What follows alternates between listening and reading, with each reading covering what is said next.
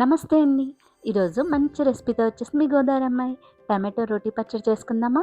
ఇది చాలా చాలా టేస్టీగా ఉంటుందండి. ఫస్ట్ మనం స్టవ్ వెలిగించి మూకుడు పెట్టుకుందాం. ఇందులో 3 స్పూన్స్ ఆయిల్ వేస్తే సరిపోతుంది. ఆయిల్ కాగాక ఒక పావు స్పూన్ మెంతులు వేద్దాము. తర్వాత 2 స్పూన్స్ మినపగుళ్ళు వేస్తున్నాను. ఇప్పుడు ఒక హాఫ్ స్పూన్ ఆవాలు వేసి ఇవి వేగుతూ ఉండగానే ఒక స్పూన్ జీలకర్ర కూడా వేసేసి మొత్తం కలిపేయాలి. ఇప్పుడు ఇందులో పసుపు వేసేద్దాము, ఫ్లేవర్ బాగుంటుంది. ఇప్పుడు ఇందులో 8 ఎండుమిర్చి వేసేసాను.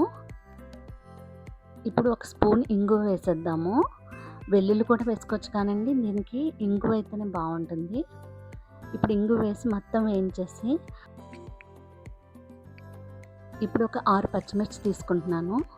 మీరు కావాలంటే ఎండుమిర్చి 3, పచ్చిమిర్చి 3 తీసుకోండి, కారం ఎక్కువ తినకపోతే. నేనైతే 8 ఎండుమిర్చి 6 పచ్చిమిర్చి తీసుకున్నానండి 6 టమాటాలకి. ఇప్పుడు ఇదంతా ఒక ప్లేట్లో వేసేసి మనం చల్లారి పెట్టేద్దాము. ఇది చల్లారిపోయాక అప్పుడు మనం రోట్లో వేసి మెత్తగా చేసుకుందాము. ఇప్పుడు మళ్ళీ అదే మూకుడు పెట్టి స్టవ్ వెలిగించి ఒక 2 స్పూన్స్ ఆయిల్ వేద్దాము. ఇప్పుడు టమాటోలు ఉన్నాయి కదా, అవి ఇందులో వేసి మనం మగ్గించేయాలి. ఇది చాలా ఈజీ అండి. సేమ్ ఇలా మిక్సీలో చేయండి కానీ టేస్ట్ రాదు. ఎప్పుడు కూడా ఇది రోట్లో అయితేనే టేస్ట్ బాగుంటుంది. ఇప్పుడు చూసారు కదా, ఇలా కలిపేసి పసుపు వేసేసి మూత పెట్టేద్దాము. సరేనండి, పెన్ను బుక్ కూడా దగ్గర పెట్టుకున్నారు కదా మీరు. ఇప్పుడు ఈ టమాటాలు ఇలా మనం కలుపుతూనే ఉండాలండి. ఇప్పుడు ఇది కలిపాక మనం మాడకుండా చూసుకుంటూ ఉండాలి. ఇందులో మనం కొత్తిమీర కొంచెం వేసేద్దాము. నెక్స్ట్ కొద్దిగా కరివేపాకు కూడా ఇందులోనే వేసేద్దామండి. ఇదంతా కూడా ఇలా కలిపేస్తూ ఉండాలి. మధ్య మధ్యలో చూసుకుంటూ ఉండాలి మనం మాడిపోకుండా. చూసారు కదా, ఇప్పుడు సరిపడా సాల్ట్ కూడా వేసేస్తున్నాను. మొత్తం అంతా కలిపేసి మూత పెట్టేయడమేనండి. పంచముఖ ఆంజనేయ స్వామి అంటారు కదండి, ఆయనకి ఉన్న 5 ముఖాల పేర్లు ఏంటంటే వానరముఖము, నారసింహముఖము, గరుత్మంత్రముఖము, వరాహముఖము, అశ్వముఖము అండి.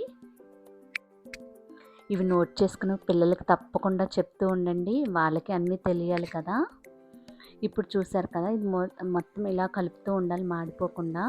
అయిపోయింది, చూసారు కదా, దగ్గర పడిపోయింది. ఇప్పుడు ఇది చల్లారే వరకు ఒక పక్కన పెట్టేద్దాము. ఇప్పుడు పోపు కూడా చల్లారిపోయింది. ఈ రోట్లో తడి లేకుండా చూసి ఇందులో వేసి మరీ మెత్తగా కాకుండా దంచుతామండి ఇలాగా. ఇందులో రోట్లో చేసే పచ్చడి మాత్రం సూపర్గా ఉంటుందండి. ఇప్పుడు ఇదంతా దంచేసి ఒక ప్లేట్లో తీసేస్తూ ఉందాము. ధర్మం తప్పని మహనీయుడు ధర్మరాజు అని యమధర్మరాజు చాలా పొగిడారండి ఆయన్ని. పరీక్షితుడి కుమారుడు జనమేజయుడు. జనమేజయుడు చేసిన యాగము సర్పయాగము. మనం దైవారాధన తప్పకుండా చేయాలా అనేసి అనుకుంటారు చాలామంది. తప్పకుండా చేయాలండి. భగవద్ అనుగ్రహం కావాలంటే స్వామిని కంపల్సరిగా మనం పూజించాలి. ఆయన్ని పూజించే అవకాశం మనకు మానవ జన్మలోనే వస్తుందండి. సో మనం వినియోగించుకుందాము.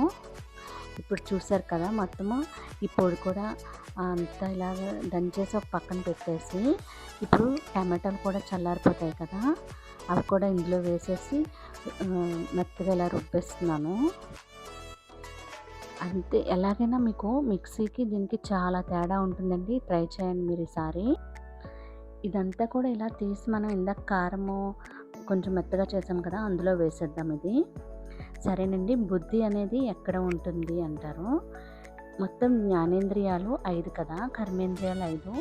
వీటిని నడిపించేదాన్ని బుద్ధి అంటారు. ఇది శరీరంలోనే ఉంటుందండి. ఇది సూక్ష్మాతి సూక్ష్మేంద్రియం అండి. ఇది లివరు, ఊపిరితిత్తులు, గుండె వీటిలా కనబడుతుంది అసలు ఇది. సరేనా,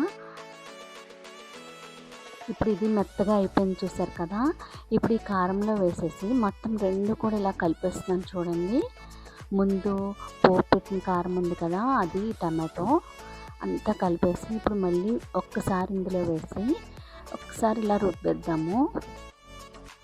చాలా బాగుంటుందండి, ట్రై చేయండి మీరు. చూసారు కదా, ఇదంతా ఒక బౌల్లో పెట్టేసుకోవడమే. మీకు నచ్చితే మాత్రం సబ్స్క్రైబ్ చేయండి, షేర్ చేయండి, లైక్ కూడా చేయండి. ఇప్పుడు చూసారు కదా, మొత్తం అంతా తీసి ఇందులో పెట్టేసుకోవడమే బౌల్లో. చాలా చాలా బాగుంటుందండి. ఎటొచ్చి మీరు మాత్రం కారం మాత్రం తగ్గించుకోండి. మేమంటే కారం ఎక్కువ తింటాం కాబట్టి కారం ఎక్కువ వేస్తున్నాను నేను. మీరు 3 పచ్చిమిరపకాయలు 3 ఎండుమిర్చి వేసుకుంటే సరిపోతుంది. ఇప్పుడు చూసారు కదా, అయిపోయింది.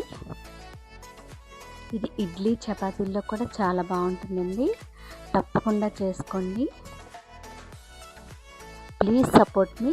Thank you.